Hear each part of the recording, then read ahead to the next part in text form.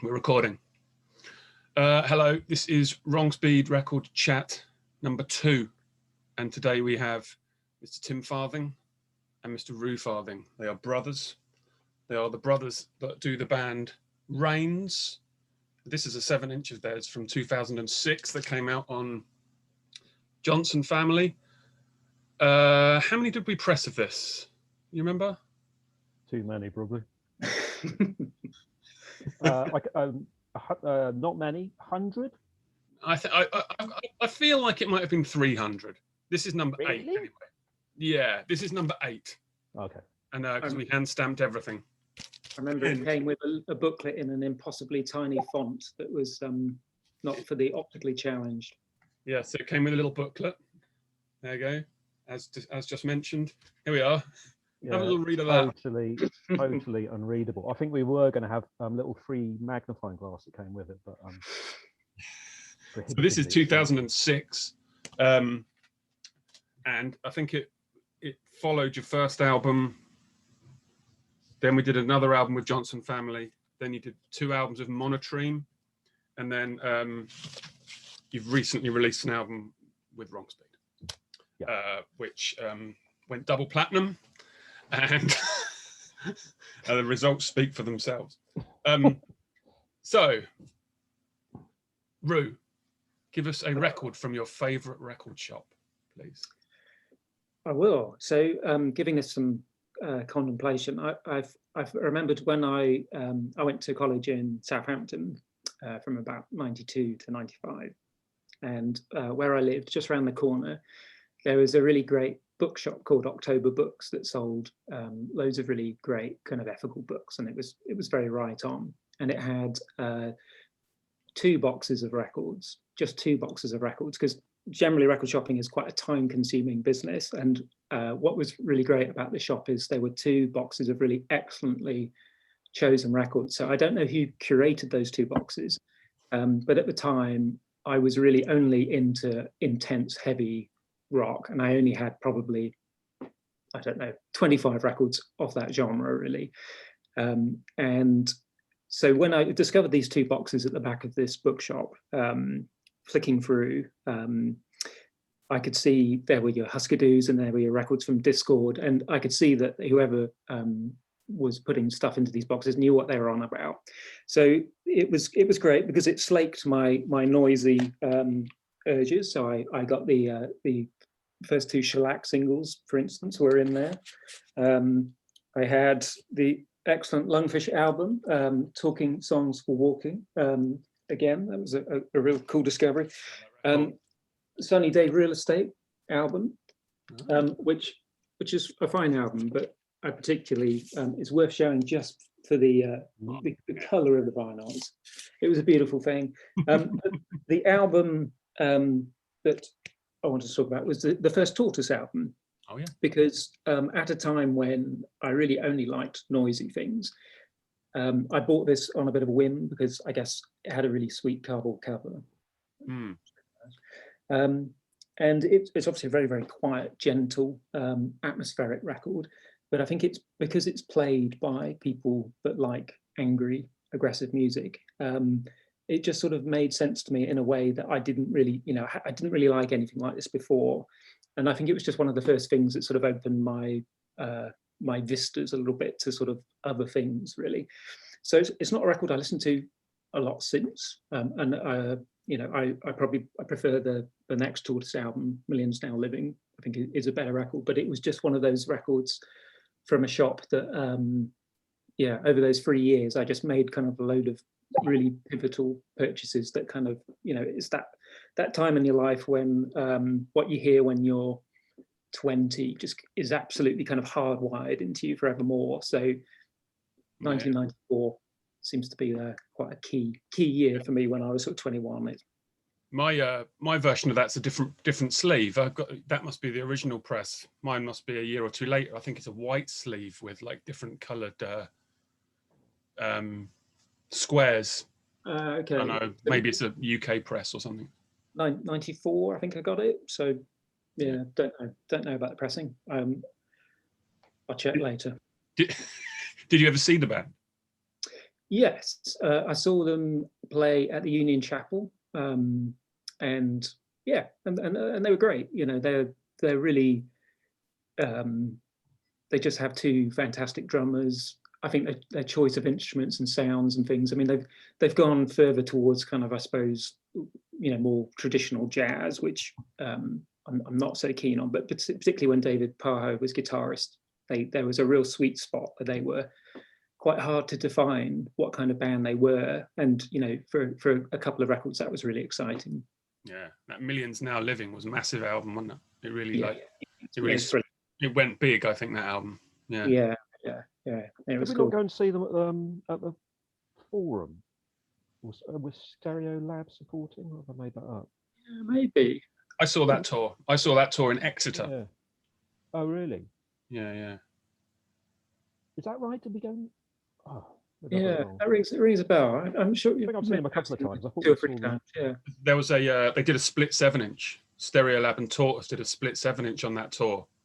So I know that my brother was at university in Exeter, and so Lisa and I went down and saw them in Exeter, and it was brilliant. Both bands were excellent. Yeah. That shop sounds good. What was it called again, Roo? So it's called October Books. So I think it's still there in Southampton. They've moved to bigger premises, but it was a tiny little shop originally when I used to go there. Awesome. And yourself there, Tim? What you got? Well, this is going to be no surprise to you two, but I was thinking about Acorn Records in Yeovil, which was sort of quite an inauspicious shop, really. It's quite sort of cave-like and dingy. I think it's only like quite small, it's like 20 foot by 10 maybe. It's pretty small. But I think I bought all of my records there from about 1986 or 7 to mid 90s. And the record I really associate with that shop is the Chesterfields. Cool. Because there weren't very many big Yeovil bands. I think there was a Mob before the Chesterfields, and then there's Polly Harvey afterwards. The Becketts almost did it, and Poker with a Stick almost did it, but the Chesterfields we knew. Oh, the Becketts, yeah, brilliant. Yeah. I thought there'd be a moment. Yeah, a really underrated band, the Becketts, I think. Yeah. But when I started at college, I think there was a sort of period of adjustment where everyone worked out what particular tribe they were going to affiliate themselves with. And eventually you would see like 25% of the people who were at college be walking around with an Acorn bag, which is sort of transparent white thing. And then you would see this through it and you think, But yeah, so they had a label and a venue, and so all their sort of C86 mates like Close Lobsters and the Field Mice and June Brides came and played down here. And then pretty much if you saw the Close Lobsters on the Friday, you could form a band, and the next time they came back in 3 months' time, you could support them. So that was, it was quite exciting at the time to think. Were the Close Lobsters, were they Scottish? I can't remember. I got slightly confused, but I think they pretty much all played. Well, technically they played at Sherborne, which was the pub called the Warmington. It was called the Electric Broom Cupboard was the venue. Right. And at one point they were, it was sort of on the circuit for, I think like Ride played there and Carter the Unstoppable Sex Machine, all those bands. It's amazing. Those times, amazing. Those tours, they would do 60-day tours through the UK. Yeah. And it would be places like Sherborne and Falmouth and like whatever else, like Mega City 4 type tours. Oh, the Mega City 4 used to do mental tours. Absolutely mental. But I remember Ride in the NME, whilst they played in Sherborne, complained about everyone leaving their set early to go and watch the train arrive. There's a station.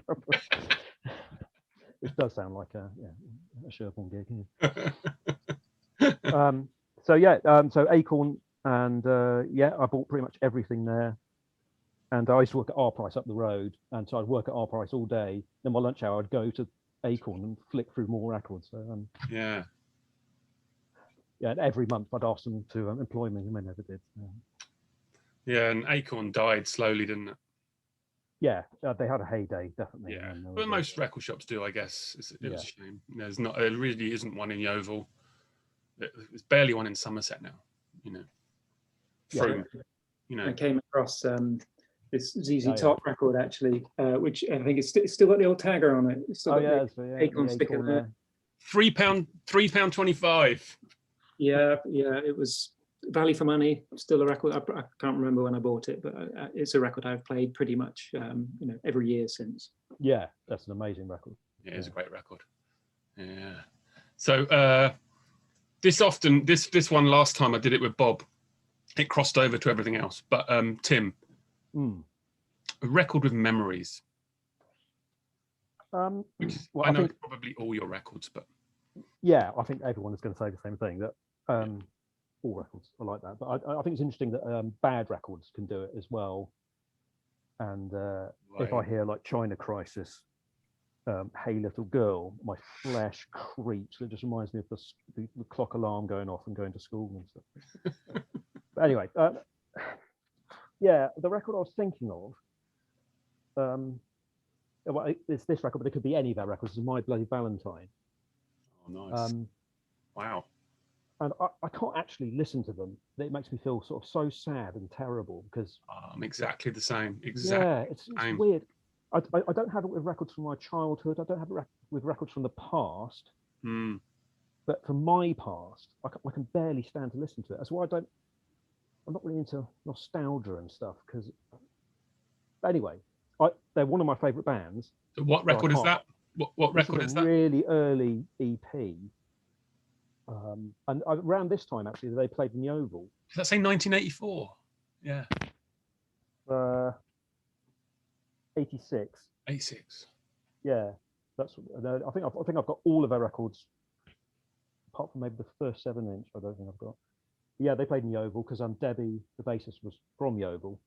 So there's quite a nice segue there. It's, Davey from the Chesterfields was in the band with Debbie for My Bloody Valentine, called the Bikini Mutants, and yeah, that was just before she was in My Bloody Valentine.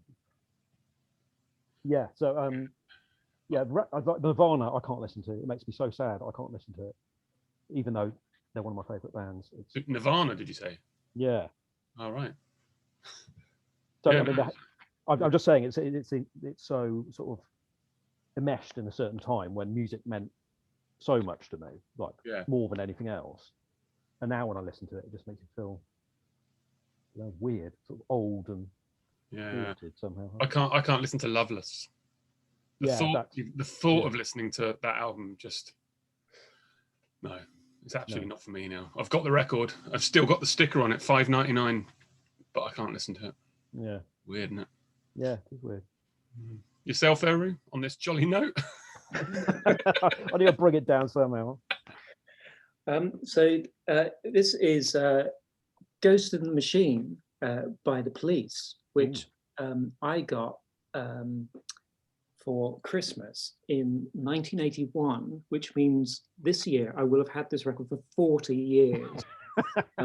So that in itself is quite extraordinary. So a record with memories. This is a record nearly with all of my memories because it's almost as old as I am.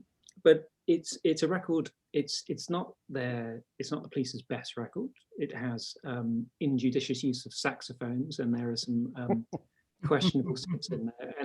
And I know for a lot of people, The Police, it's hard to look beyond Sting because of sort of what he grew into and represents. But I still think as a free piece, they're just so exciting. I think Stuart Copeland's drumming, I've never really managed to sort of get past, really. I just find I think he just does very, very simple, exciting things that really drives them. And then you've got Andy Summers' lovely sort of chorusy Echoplex guitar, and he's a very unusual guitar player. And the combination of all three of them, they're just sort of a great free piece, really.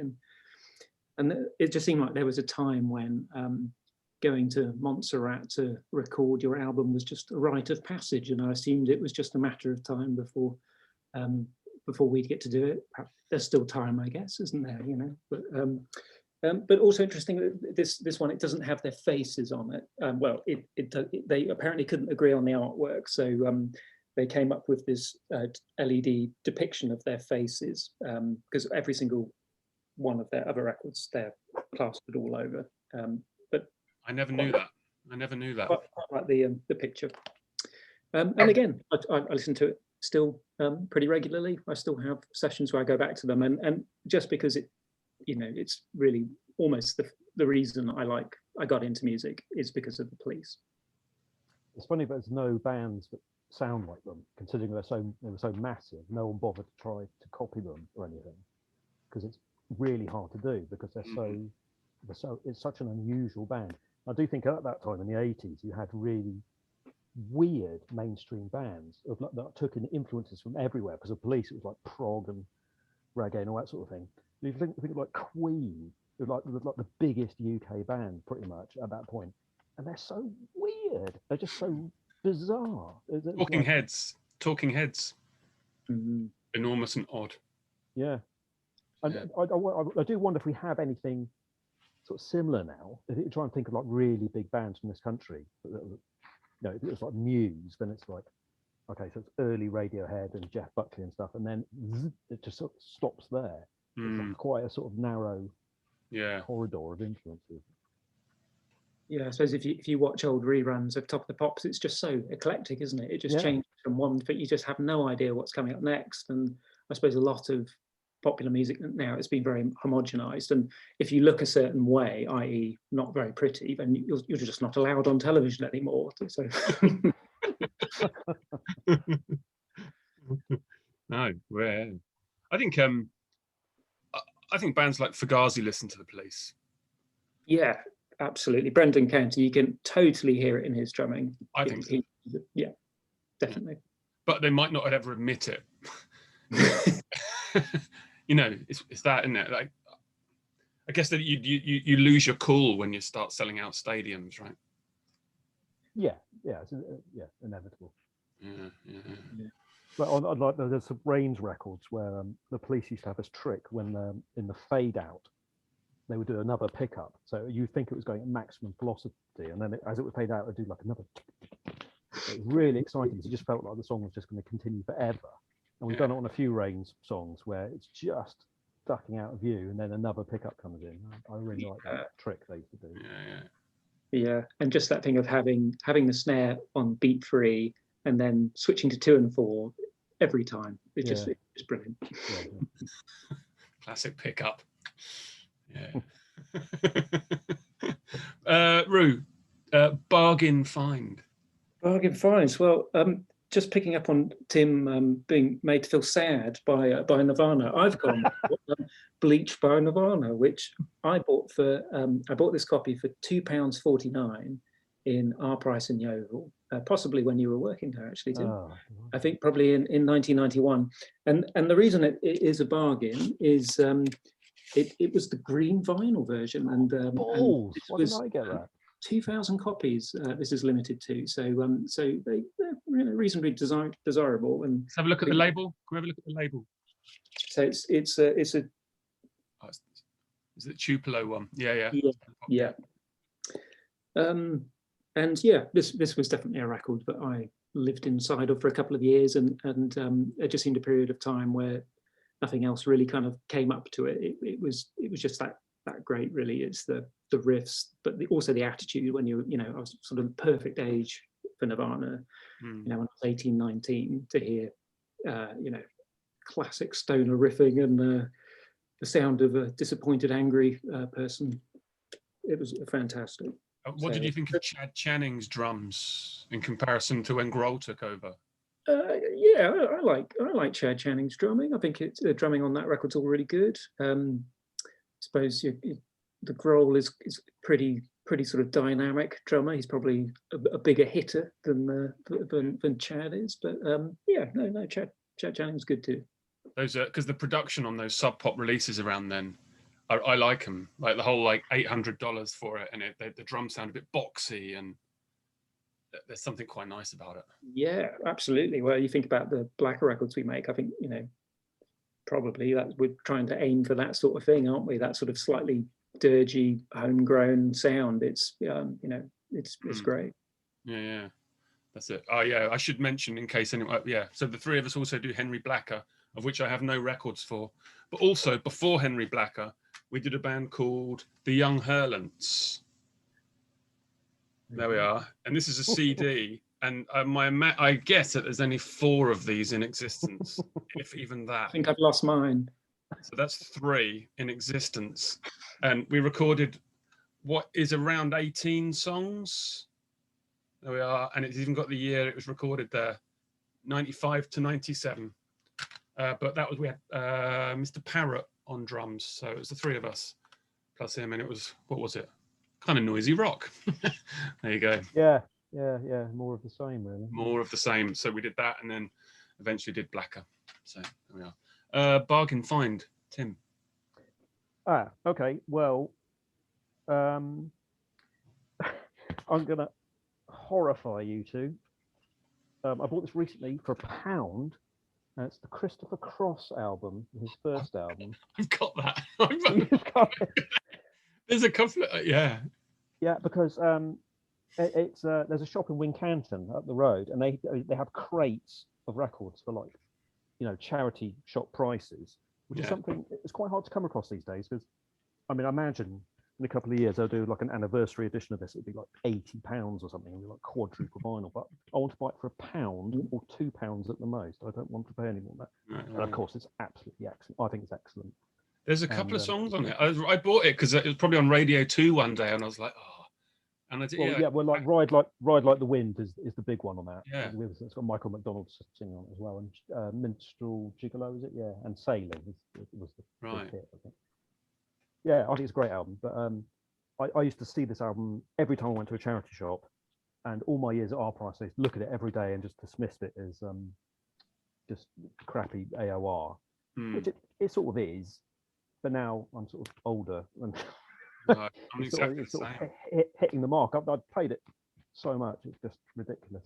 Yeah, I'm exactly the same though. I think it's, if you sort of, if your youth was through the 80s, you have a bit of a soft spot for that 80s production. Yeah. And when every now and then you'll hear it, and you'll just get a little sort of joyous tingle of like a, I don't know, like some Genesis song or something, and you just think, oh, that's been well put together, actually. Well, yeah, it's on this Brains album we're doing at the moment. The song we talk about most is Don Henley's Boys of Summer. Right. Do you know that? Amazing song, absolutely amazing. Yeah. But yeah, the Christopher Cross. I actually bought his second album on the strength of that. Not so good. So our relationship has only went so far, I'm afraid, and then I've left Christopher behind now. But that was £3. So got stiffed. Because I was looking through just because I thought that maybe one of you might bring up this band, and maybe you still will, I don't know. Oh, yeah. But that, you can see the price. I don't know if you can see the price. It's Record and Tape Exchange. Record and Tape Exchange. Yeah. And they did this really horrible thing to bands where they would put the main price, and then they'd cross that out, and then put the next price, and then they'd cross it out again. And this ended up going for a £5, but I've got records that like ended up being 50p, but they start off at like 10 or something, and it's like, nah. Pretty depressing. What's great is when it's your own record. Yeah, no, that's what I'm saying. If like, yeah, you're like, oh. Yeah. Actually, when I was at our price, I could discount my own record. I had to leave a sticker myself. What record was that? It was a Gutless record. Yeah, go on then. Was it this one here? Yeah. So Tim was in a band called Gutless this is recorded in 1992, so it would have come out in 93 because it was Christmas it was recorded. And you just did 1 7-inch? It was 7-inch, and yeah, maybe. We recorded a lot. There was probably like a couple of albums worth of stuff that just never came out. Yeah. So yeah, 7-inch came out on Hair Records. Yeah, that's Simon from the Chesterfields. So that was one of his labels. Right. Yeah. Yeah, and it's noisy rock in a way. It's proggy in places, and you can definitely hear the Police drumming influence on the. Well, yeah, that was James, who was a massive Stuart Copeland fan. So yeah, you can hear it every time he clicks the middle of that cymbal that does the ding noise. Yeah. He'd be delighted to hear that. Yeah. So anyhow, dug it out. Tim, record that you bought on tour? Any memories of buying records on tours? I mean, I've bought a lot of records on tour. I can't really remember particularly where I got them from. I sort of rely on you, Joe, to remember that sort of thing. The only one I definitely remember buying on tour is, yes, and you'd probably remember the shop, Joe, but I can't. Was this that Sorelli album? It was just, it's a spoken word album with Leonard Nimoy reading a Ray Bradbury story. Yeah, it's a little excerpt from the Martian Chronicles, and this is Italian chap called Zarelli, who's done some new music to it. And it was in the record shop where I think Tim Holhouse was doing the gig downstairs in the basement. Okay, yeah, that was Vinyl Tap in Huddersfield. Ah, okay. Yeah. Okay. I mentioned I mentioned that one with when I was speaking to Bob on the previous episode, and that was when Colossus played in, I think, Nottingham, and then the following day we were supposed to be playing in the north somewhere, maybe Leeds or something, and we drove via Huddersfield to go there specifically. Oh yes, that rings a bell. Yeah. Yeah, so we weren't going to Huddersfield. It's just like, okay, yeah, let's go to a record shop en route to maybe Manchester, actually, more likely. Yeah. Okay. That sounds familiar. Yeah, and I know we all picked up records there. Yeah. Yeah, but this record, I sort of Google this chap every now and again to see if he's done anything else. And I don't think he has, but it's absolutely excellent, that record. Brilliant. Yeah, there's loads of records up there I got onto. I just can't remember where. There's loads of venues that seem to have the same blokes turning up with crates at the end of the evening, and that's what I like. Yeah, I can't remember. No. So that Zarelli record is big because Leonard Nimoy had recorded all of the dialogue, hadn't he? And this chap sort of put it to music, but it just sounds sort of seamless. It all goes together so beautifully. Yeah, and Leonard Nimoy did other spoken word albums, some of which I do have. So there is material that he should do more albums. But yeah. On a slightly related but not really related note, I saw William Shatner was 90 this week. Blimey. Yeah. Isn't he doing a new TV program with Christopher Lloyd? Oh, is it a new film maybe? I don't know. Blew my mind anyway that he was 90. 90. Yeah. Roo, memories of buying records at all? Yeah. So I guess one nice thing when you go and play with really good bands is it's nice to pick up the CD of the bands that you play with. So I really love this Enablers album, and I think Henry Black played with them in 2013, I think. In Brighton, wasn't it? Brighton. Yeah, in Brighton, the Green Door Store. And it's great when you come away from doing some shows with a band with their songs kind of emblazoned in your head. But yeah, like Tim, actually, my memory isn't brilliant latterly for buying things, and there's actually been a couple of occasions recently where I bought a record only to find I already own it. So I recently bought a Will Oldham album and put it in the rack and said, oh, I've already got it. So I gave it to Tim. And I did the same with a John Lee Hooker Endless Boogie CD, and I bought it. And I went up into the attic and was just looking around in the attic, and inexplicably there was a copy of Endless Boogie and actually an enhanced version that had another record on it as well. I've absolutely no memory of buying it. So, but one record I definitely can remember buying on tour, because it was when Black had last played in Bristol. So this was when we played at the Exchange in May 2018, and this album, I guess, David Bowie's Low, is so it was made in 1977. So after he's already done, all those kind of stellar records. And what's sort of extraordinary about it is just how bizarre the second side is. Really, it's a completely schizophrenic record.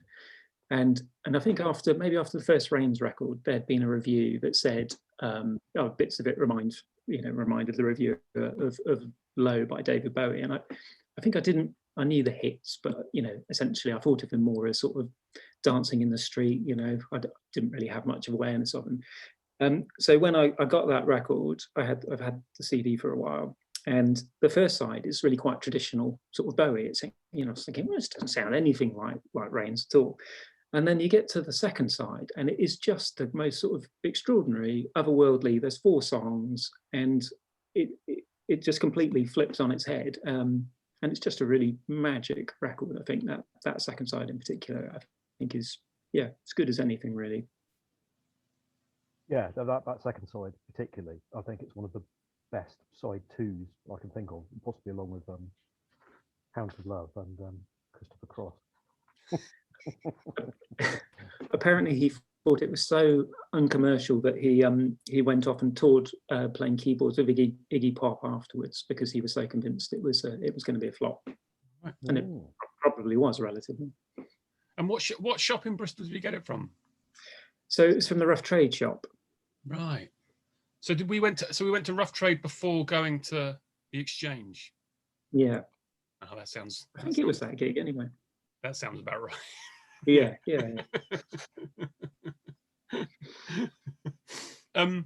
Okay. Record that people wouldn't think you'd dig. Tim. Not Christopher Cross. Okay. Well, I've been listening to this a lot recently.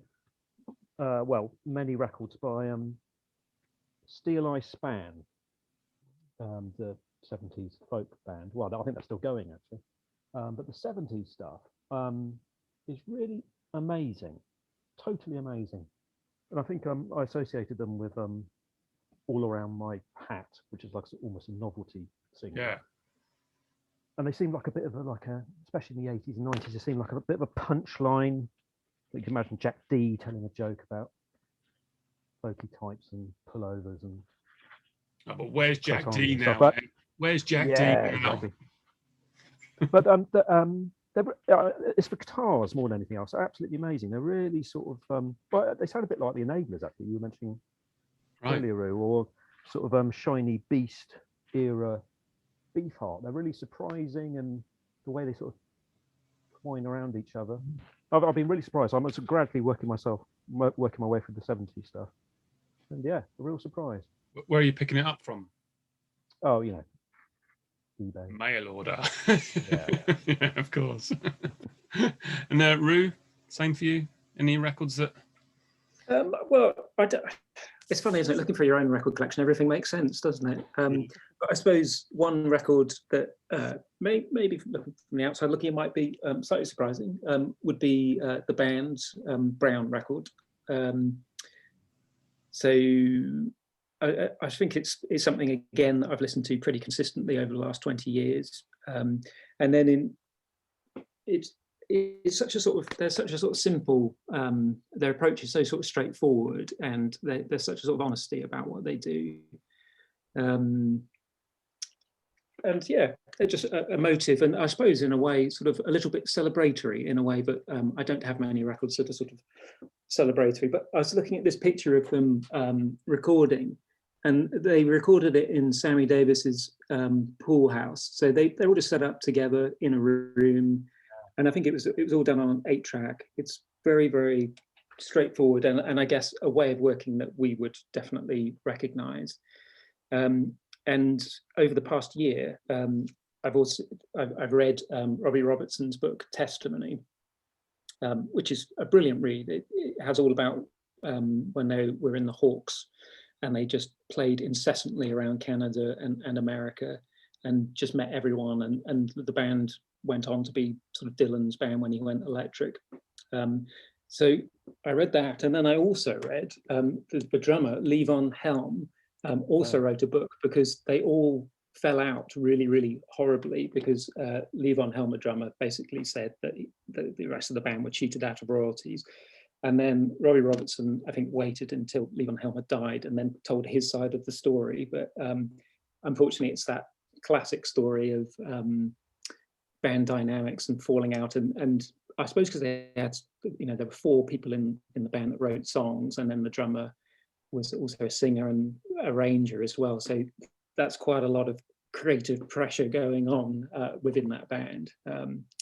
But that record in particular, I think, is really a marvelous piece of work. It's a great record. That was one of my records from my childhood, actually.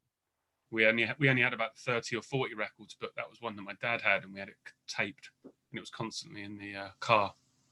And so I've now bought it. In fact, yeah, it's great. It's a great record.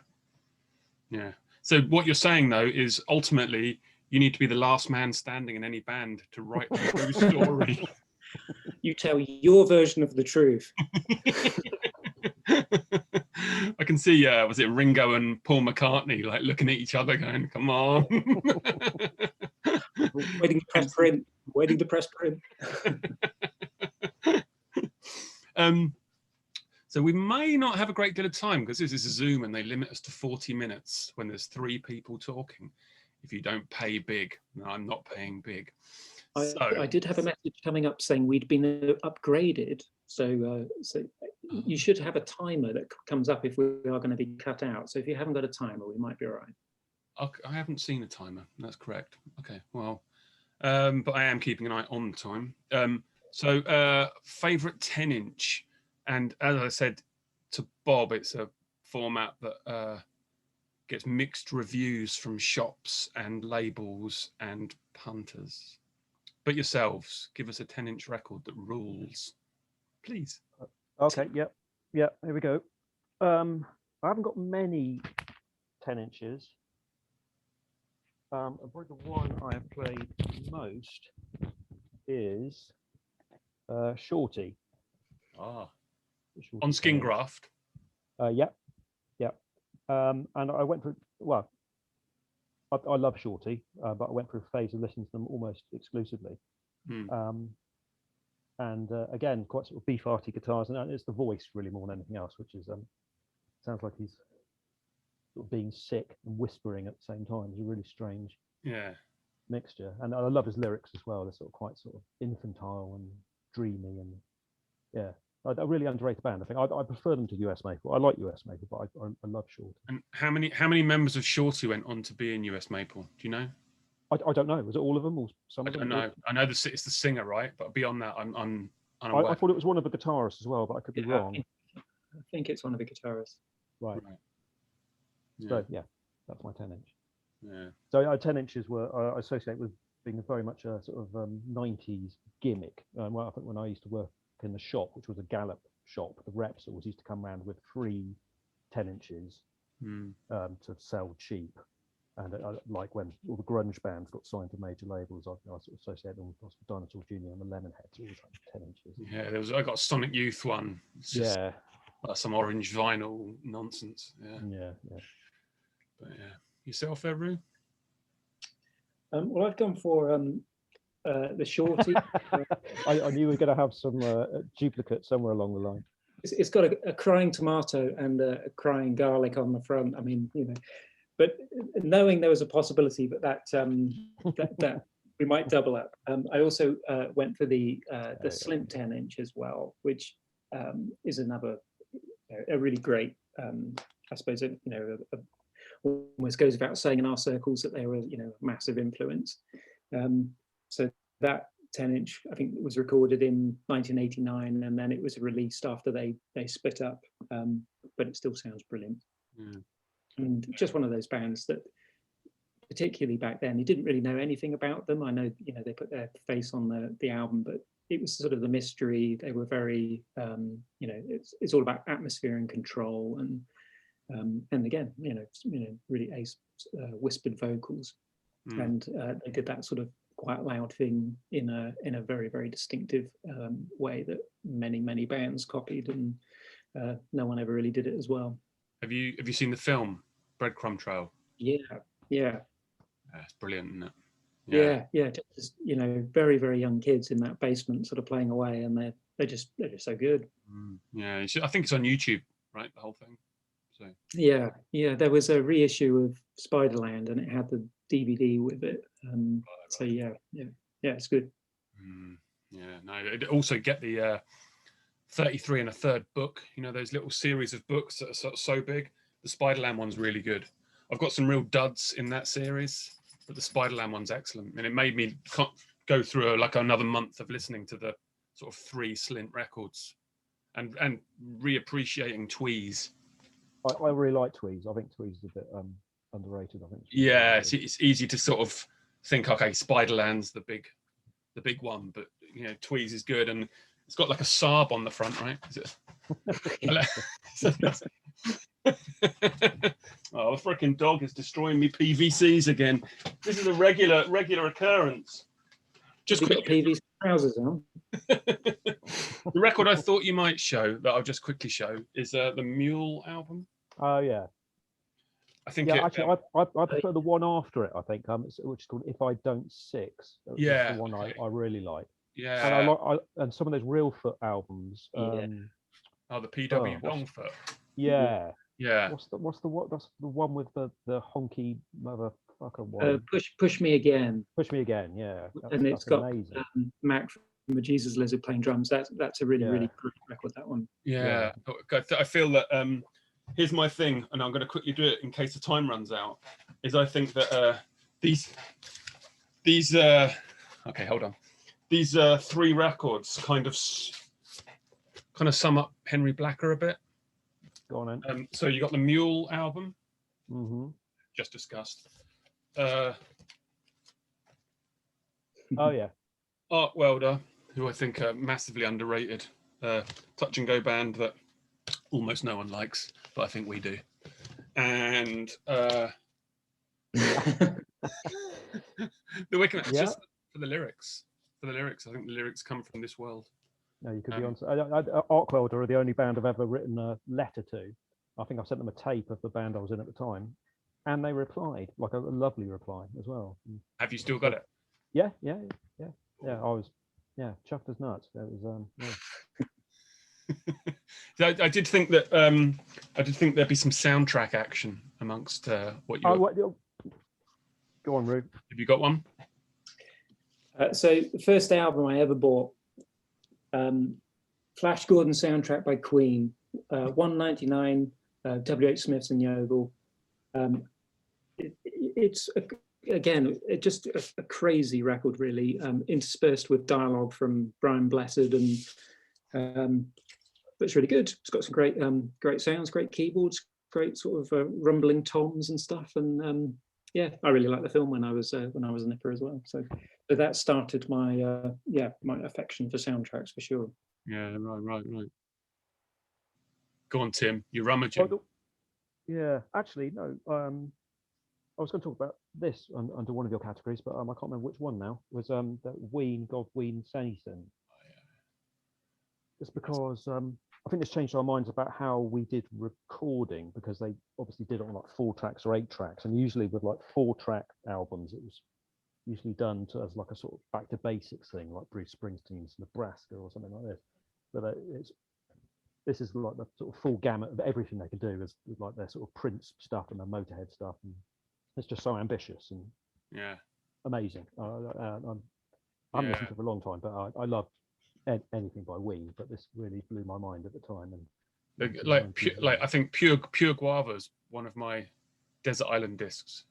Yeah, I would take. I don't know why. Because I think it is because it's so wide, and there's so much going on, and it's kind of funny and sad, and there are moments maybe on the Chocolate and Cheese album where it perhaps touches subjects they probably shouldn't be singing about. Yeah, there's like that. There's some songs of theirs I don't like that Spina Bifida song and the Spinal Meningitis. Spinal Meningitis. Yeah, I don't like those at all. I think when we saw them live, and there was like several thousand people punching the air to the HIV song, I thought, oh, no thanks. But they do. It's funny that they predate South Park, because I think there's quite a similar sort of sensibility to them, and that they're prepared to sort of go, be really obnoxious and mix up styles, so they can have like really sweet music with horrible lyrics and vice versa. So it's like a queasy mixture. Yeah, and I think that's probably something that we have in Brains as well. I think that's probably one of the hangovers, is those weird mixtures of moods that can make you feel quite uncomfortable. Good. I applaud Ween. But have you got the 12 country greats, or is it 10? I have.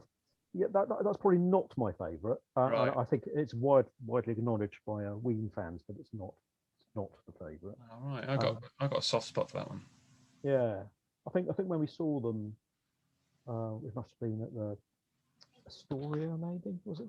The one on Charing Cross Road. It was at the Astoria too, because I remembered it was, you could walk right round the back of the stage and you could look back at the people in the front rows, and there were just rows of people mouthing every single word, just obsessive fans. Yeah, they were going nuts. I know they had no support band, they played for like 3.5 hours. Yeah, it's crazy. Yikes. Yeah. Got any more, or are we good? That's probably not. How long's that been going on? Yeah, God, no one's going to want. I can't imagine people want to watch 5 minutes of this, let alone 50, whatever it's been. I can barely get people interested in the records we make, let alone the records we listen to. What we need to do is talk about them more. That's the mistake we've been making. Just telling people about them. Just don't release them. Just talk about them. Well, okay. Thank you very much. It was good. Thank you for having us. Thank you for having us. Yeah. And so you're talking of a new Rains album, I heard you mention a little while ago. Yeah, we've done the music. We've just got to do all the fiddling. Brilliant. Can sometimes be the slowest bit, but yeah, once we're allowed to, we'll finish it, and hopefully that Blacker record as well. Actually, I'm almost there with some lyrics, and then we'll have something. Excellent. Very excellent. Okay, wave. Nice one. Take care. Take it easy. Cheers. Thanks a lot. Bye-bye. Bye. Oh, how do I stop it?